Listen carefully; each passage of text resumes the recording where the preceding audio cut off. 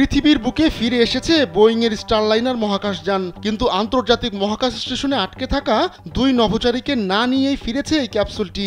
BBC এক প্রতিবেদনে জানিয়েছে, যাত্রী শূন্য এই মহাকাশযানটি অটো মোডে সুইচ করা হয়েছিল।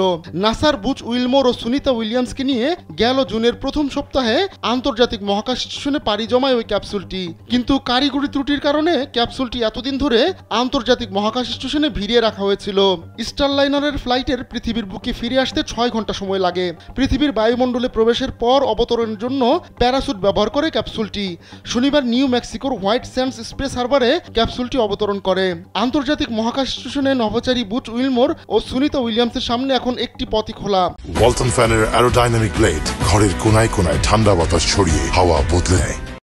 তা হলো স্পেসএক্সের ক্রু ড্রাগনের মাধ্যমে পৃথিবীতে ফিরে আসতে হবে তাদের। তবে সেজন্য আগামী বছরের ফেব্রুয়ারি পর্যন্ত অপেক্ষা করতে হবে এই 2 নভোচারীকে। মাত্র 8 দিনের জন্য আন্তর্জাতিক মহাকাশ স্টেশনে থাকার মিশন নিয়ে রওনা হওয়া এই 2 নভোচারীকে এখন থাকতে হচ্ছে 8 মাসের দীর্ঘ সময়।